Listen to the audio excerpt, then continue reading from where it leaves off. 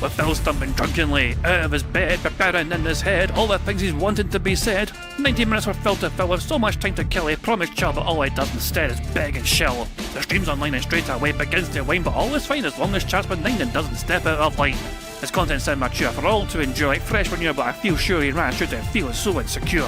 The money earned from yesterday was withdrawn and long gone, as Phil's spending impulse is always set to stay on. His support is also slow and stays so low and fails to grow. You never know, the show may turn into an easy bingo. We're strict across the board, we charge the war because the score can't be ignored. Just how much DSP makes us all feel so bored. To help us fight or sleep and try to keep alert to watch a creep, we play bingo while Phil will bitch on why his sheep are also cheap. While DSP is chasing green, we're seeing green across our screen as Phil's routine predictability rivals our soul machine. He's not in burping, leaning, ban. It matters not if true fanners chatters can't see if others make him feel less of a man. Takes a drink and slaps his leg before launching into a bike, pretending there for bills when truth is there to buy a wrestling JPEG. Talks about his shitty life of clawless cat and fatty life and all his strife while forgetting that tits are well and they were right. With drama he will react, but as an actor it's a fact as he rehearsed to be exact in how he felt he was attacked. Pre-stream's nearly over and a win is in sight, with little white despite Phil's delight that tits were not light. We'll say alright, it is okay, and now it's time for Phil to play, but first he'll say that tits will help from being off the other day, and with those words we win again. It's never if but always when the game is won, and thanks to that we made it to the very end.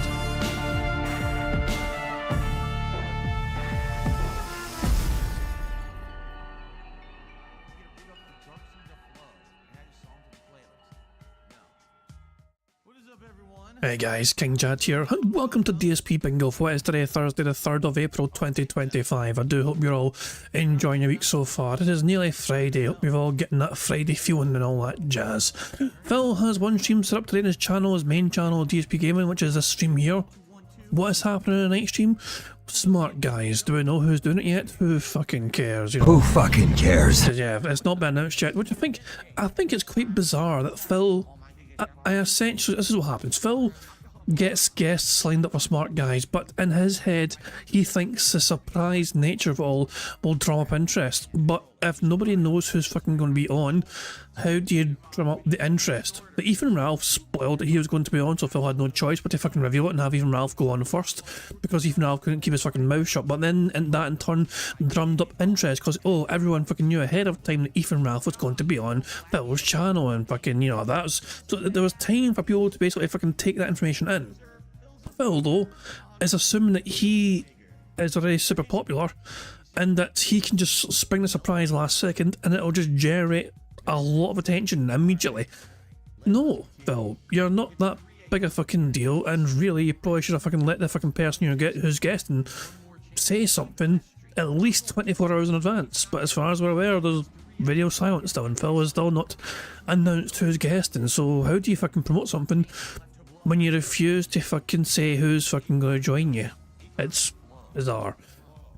Also, Phil, in case you weren't aware, Phil was given over $1,000 yesterday in support. Like, the day stream was like $1,200 odd, the night stream was also another $250 odd. There's a Snort Banal compilation here, you know, in fact, I tell you what, we're going to watch this very soon, okay, the Snort Banal compilation. You know, but before we do, of course, like Phil, so I just love Phil's focus for today's show. Look at the title. This is a chill podcast recapping yesterday's madness. So what happened yesterday was so mad? Nothing to do with gameplay. Phil just played games and that was it. It was the same old fucking shit. No, Phil was going to basically fucking address the madness of him getting a ton of money, and I guarantee you he's going to fucking say, guys, it'd be great if we can keep this up. He's not going to try and fucking bypass yesterday's a fucking abnormality. He's going to try and fucking imply that it'd be great if that sort of momentum and levels of support can be maintained. All it would cost his fans is $1,000 a fucking day. That's all he's fucking asking for. Pennies. And also he's apparently going to cover some Switch 2 stuff today, lots of stuff apparently for the Switch 2. As I anticipated, the price of the Switch 2 for Americans has gone up in a day, primarily because of the tariff situation, but of course that could fluctuate between now and then as well. It depends on what's agreed between certain countries if it's traded, you know. For now anyway, prices are kind of fluctuated for the Nintendo Switch because of what's happened with Trump announcing all these tariffs and all that jazz, you know, so make of that what you will. But I'll say as well, give it some time, because there could be some things agreed between now and the console being released, so who knows. Okay, let's just watch Snort Banal's compilation from yesterday's antics. But yeah, it was fucking wailing out the arse, you know. Like, it's like, and it's bizarre. Phil wanted $900 on the previous day, didn't fucking get it, and all of a sudden he gets given over 1,000 the following day. It's strange. Just like Phil got his days mixed up as to when he was expecting to get wailed upon. I don't know. Save the pig. What the heck? A pig with a party hat. Hello, Mr. Piggy. Ziggy Piggy.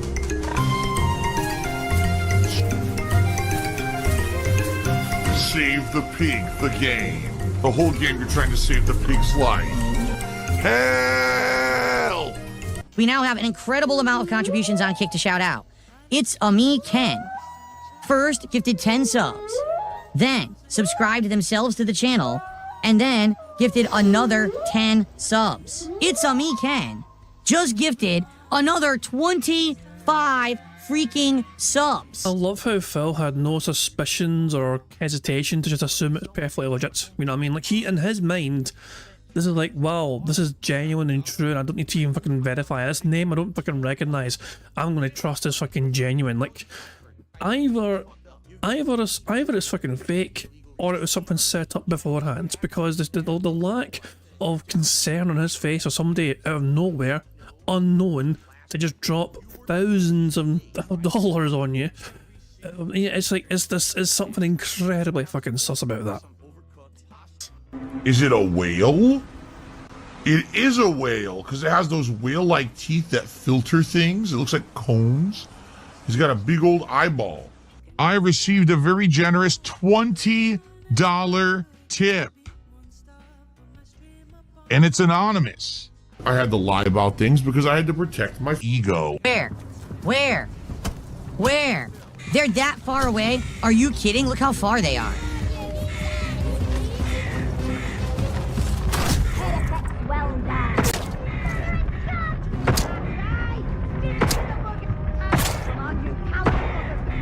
There's more and I'm dead. This is bullshit, dude. Come on, this sucks. This is fucking stupid.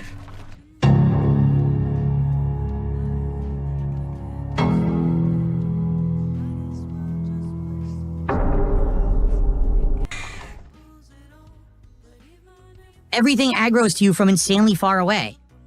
And then they all have perfect aim from as ridiculously far away with bows and arrows. Fuck this game. What the fuck is wrong with this shit? Ladies and gentlemen, Buster Blade just did another $50 super chat. I've never run into this thing before. What is it, a money creature? Yeah, look, it's a money creature. It just throws money around. What the hell was that? If you can believe it, we hit another goal. I mean, if we have a choice whether to believe it or not, I'm going to say I don't believe it. Hit 7 goals in one stream. Have I ever hit 7 goals in one stream before? Yeah, you have. You've made more. Phil, historically, you've made over $1,500 for streams. You've made over $2,000 for streams because you have bigments. You know, you have fucking black shirt wearing, please save the house sort of streams. You know, pay my taxes, pay my bills sort of streams. You have made more than this before, so this is actually, I would argue, this is actually not as big a fucking deal as you think it is, because back then, that kind of support you got back in the fucking day, that was tips and it was immediately, you know, in your fucking pocket. At least with this kick stuff, you need to wait a whole month for that to fucking come through, if it's even fucking legitimate. I don't know, did I? I don't think so. Even during the marathons that we've done, I don't think that we've hit 7 goals in one stream. So thank you so very much to Buster Blade, to It's Ken, to Squid Rocks. Thanks for the money, dummies, because that's exactly what you fucking are. A bunch of fucking empty-headed idiots who paid me money to get absolutely nothing out of it. Thanks. Wow.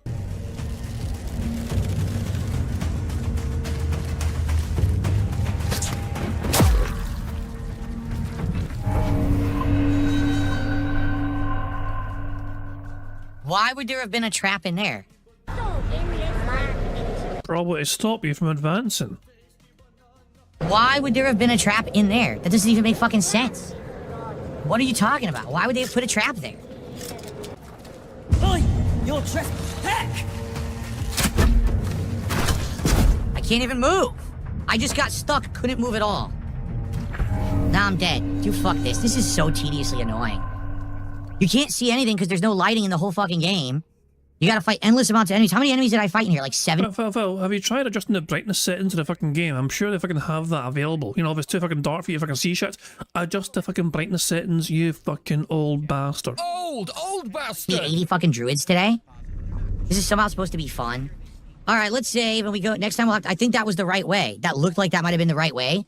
But we gotta continue next time. I'm out of time. Wait, I say, did he clock out at bang on 4? Did he fucking clock out bang on? Oh, wait a second, Phil's getting paid weekly by Kick now. Is that because he's verified? Like, you know, because he's probably verified by Kick, does that mean he gets paid weekly now? Oh, no wonder he's so fucking pleased about that. Jesus Christ, man. Oh, that's a game changer. I'm getting verified by Kick. No wonder he fucking didn't make a, you know, big fucking deal about it, you know what I mean? Oh, Jesus Christ. The Mepper says the Covenanters will take issue with portraying Phil as your Lord and Saviour. It's... I want to check something, guys, before we continue. Actually, hold on. First of all, let's refresh this fucking thing just to see his Phil stream live yet. Yep, let's mute that son bitch.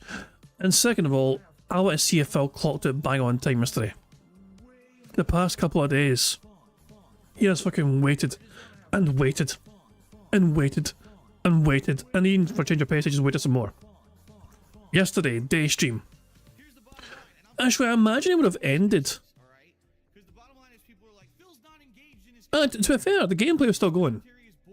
7 minutes into, you know, overtime, 8 minutes into overtime, and he died. Yeah, and that's why fucking, yeah, he done 8 minutes of overtime, and then he stuffed his face full of fucking McDonald's. Fucking hell, man, this is fucking cringe. I love how Phil thinks it's like he's got some exclusive here or whatever because I hit the goal so soon that there's tons of fucking videos already on the internet of people showing off these fucking McDonald's Minecraft fucking tie-in stuff, you know what I mean? There's tons of stuff already out there for people to watch and enjoy, so Phil is not really breaking ground with this. All he's doing is kind of making himself look like some sort of fucking giant man baby by going over this in like fucking ridiculously close detail and all that shit, you know, like fuck off. Who cares? Fucking hell. But anyway, let's watch the rest of this begging, shall we? At least we're on the right track. This is definitely where it's gotta be, but anyway. Alright, guys. Devour. I have to warn everyone. Warning. What you may see right now is going to be absolutely disgusting. So today, we are checking out not 1, not 2, but 3 different Minecraft-themed meals from McDonald's. First, we have the Happy Meal for a kid. Minecraft movie. And it looks like the bee. Like a Minecraft bee. It's like a 5-year-old kid, you know? Then we've got the first of 2 adult meals, Happy Meals, which I think what this is supposed to look like is the crafting table from Minecraft. And then behind there I have a second one, because there's 2 different versions. One is a Big Mac meal, and one is I'd say right now, that looks nothing like a fucking crafting table. That ain't no crafting table. a 10 nuggets meal. What do we got? We've got... Who fucking cares? a single cheeseburger, which I will probably scarf down because I'm very hungry. We've got... apple wedges. That's right, I wanted to see what the apple slices are like. They are very warm. Like, but they're in a fucking bag with a fucking burger and fries. Of course they're fucking warm. What did you fucking expect? I mean, it may have made more sense if they fucking put in a separate bag with like a fucking drink, for example, the cold drink you had with a fucking meal, you know? That would be expected or whatever, so it's kind of weird that they fucking put in that stuff together with the hot stuff. But Phil, you want to know what apple slices are like? They're fucking slices of fucking apple. How much fucking different can it be from... Have you never ate apple fucking slices before, Phil? Like, it's not like... It'd be one thing... It's one thing to say... It just kind of, you know, McDonald's and Burger King and all these... and Wendy's or whatever. Oh, all their burgers. What's different from this? You know, let's get a cheeseburger from all 3 places and see how they're different. That is one thing. But a fucking apple... and slices of fucking apple, they don't really vary. It's like, oh, the special McDonald's fucking apple. No, no, fuck off. Wow. They are incredibly warm apple slices. I wonder if they were even refrigerated. Who Some napkins. fucking cares? I guess this is the Minecraft-themed toy. We're going to look at this in a second. It's a collectible. And then we've got an insanely tiny fries. Nothing on the bottom. Actually, there's a few onions on the bottom. Wait a minute. It's not even a cheeseburger? Dude, it's just a hamburger. Well, Look, 1 pickle, ketchup, no cheese, and very few onions on the bottom. This is terrible. Wow, this is awful. Devour. you charged your audience $1,500 for this terrible reward. How do you think they fucking feel? It only cost you, what, fucking $16? Devour.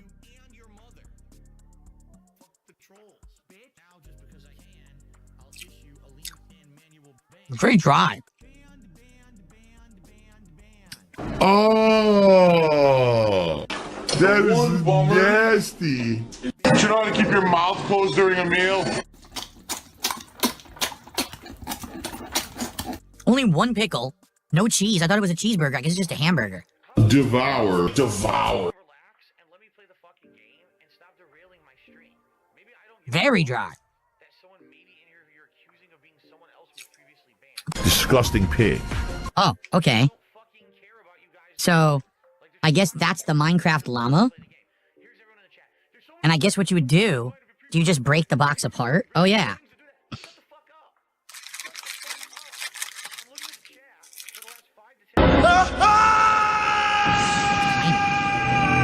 Devour. Devour.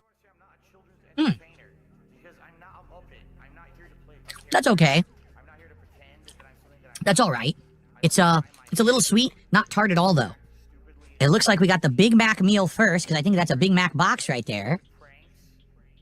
Bun, meat, lettuce, sauce, pickles, bun, meat, lettuce, sauce, pickles, bun. And there is cheese on there. Who fucking Is the Big Mac any good cares? these days? Let's find out. I haven't had a Big Mac in a while. And yet you recognise the box that you're fucking no stranger to it, Phil. So let's test it and see if it's any good. Devour. Devour.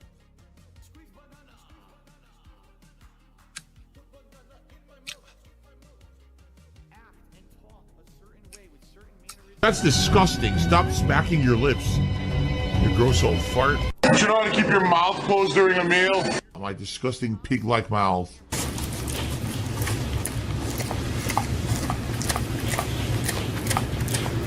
That was a pretty good first bite. I got a lot of tanginess of the Thousand Island they put on there, or the Mac sauce, as they call it at McDonald's. I got a lot of lettuce, a lot of bread, cheese, a tiny bit of meat. That's the thing. There's so little meat on a Big Mac that you barely ever get any in a bite. Devour. Devour.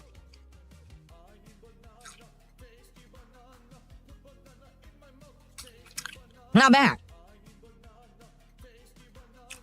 It's not good, but it's also not bad. What the fuck? That was disgusting, dude. That was absolutely fucking disgusting. Thank God I know what Phil Burnell thinks of the fucking Big Macs these days, eh? That's fucking gonna change everyone's fucking opinion on what to fucking do next time I go to McDonald's. I have, by the way, fun fact, not really fun, by the way, I have never had a Big Mac in my life. Why? It would be wasted on me. Like, do I like burgers? Yes. Do I like salad and burgers? Get the fuck out of here. And a lot of these fucking burgers, I mean, especially Big Mac, there's a lot of rabbit food on there, you know what I mean? I'm not gonna have time for fucking lettuce and fucking tomatoes and all that fucking shit. No, just give me fucking burgers. Give me the fucking cheese. I'll have some ketchup and all, maybe some bacon perhaps, whatever. No. I've never had a Big Mac though, because it pretty much would be wasted on me, because, you know, if you take half all the fucking veg of a Big Mac, you just got a double burger with a bun in the middle, which isn't much, you know, like, it feels weird to order something when I'll need to disassemble half of the fucking order, if that makes sense, so that's why I don't get a Big Mac. Oh my god. Oh, this is frustrating. Why put a sticker on it like this? Oh my god. Phil, maybe you can ask your mommy to open it for you. You think I'm gonna get scissors or a knife to open it? You know what? There. I had to destroy the box to get the Oh, he destroyed it, guys. He destroyed the box. He's so fucking strong. No, Philly Boy's the strongest little boy in the whole wide world. Oh, Mama Burnell's gonna be so fucking proud of him. Can't, honey, I opened the box, destroyed it with my roid-like strength. Let me flex in the mirror for a fucking second. collectible out because they put a stupid sticker on it, okay? Now, Let me make sure I don't expose the code. Look at that beautiful light refraction, folks. The Grimace Egg card. Who fucking cares? Nicely done. The code for that is on the other side, so I'm not going to show you that. Okay? But It's been a rough year. Why does Phil always have to mention that there's a tip skull on the stream? And why does he have to mention if it's a slow day for contributions? the Grimace Egg collectible. Very slow day for support. Please tip me. Oh, and is that not the crafting box on top? So that's crafting box there. Let's Yeah, that's a crafting box on top. On the yeah, that's a logo of it. Yeah. just eat a nugget without any sauce and see what it's like. Ready? Devour. Devour. Crafting table, yeah, crafting table, the crafting box. It was close enough, so I fucking gave it to him. Pay my utilities, pay my mortgage, pay my internet bill, pay my utilities. I'm a positive guy. I focus on positivity. I tell you guys every day. Disgusting pig of a human. Don't you know how to keep your mouth closed during a meal? That is terrible. Oh my, that's bad. You're terrible. You're fucking bad. Also, you're not live yet, you fucking piggy prick. Right, what's it saying in his fucking chat? First of all, I said we've got more Switch 2 news. But I said nothing for like 20 minutes almost. And then he yelled good morning all again, and then that's it. And not a huge amount of responses, just me and Nightbot. Nightbot and Flatman B talking back and forth with each other. Well, that's a very fast flowing chat there. It is so bland. There is no chicken flavor whatsoever. All I taste is slight salt of the coating. That tastes nothing like chicken at all. Well, let's try it. Nether flame sauce How many fucking sausage do you fucking get? Jesus Christ. with a McDonald's chicken nugget for the very first time ever. Ready? Segment that everyone looks forward to. One of the highest rated segments. It's definitely orange colored. No shit. All right. It is time. Devour. Devour. Phil's day off.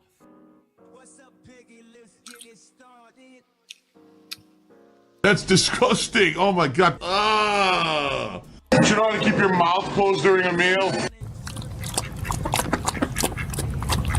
That is absolutely bizarre.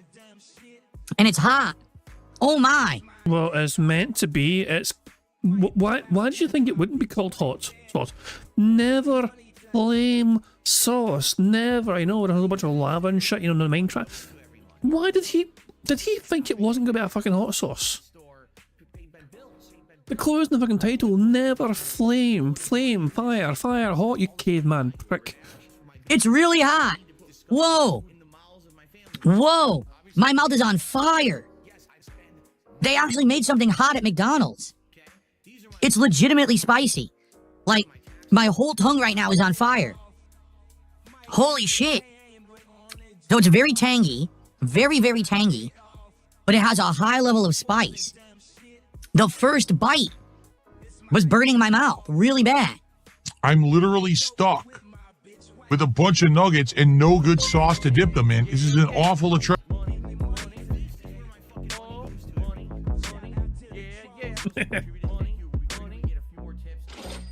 DSP going live tipped £1. No derail today, just message. Nah, LLLLLLLLLLLLLLLL.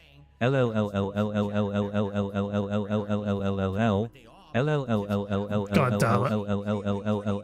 lied. I'm gonna derail. That was going live, you're right with that.